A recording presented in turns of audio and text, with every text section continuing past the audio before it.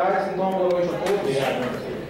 Queria dizer assim, queria propor, viu, senhor presidente, que a audiência pública, eu acho que nós temos que sair daqui com algo proposto para que seja executado.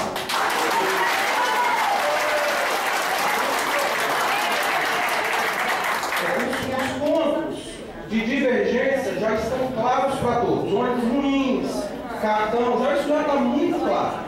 Eu não tenho coragem de deixar meus filhos e minha mãe e meu pai andar no ônibus de Guarapari. Como eu acho que nenhum dos senhores também tem a segurança de deixar os filhos dos senhores também andar para ir para a escola nos ônibus que nós estamos aqui em Guarapari. Isso está muito claro.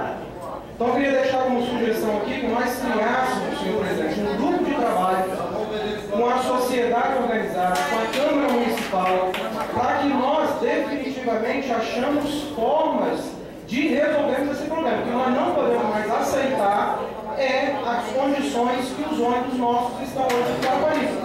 Isso é claro, nós não temos como mais aceitar essa situação.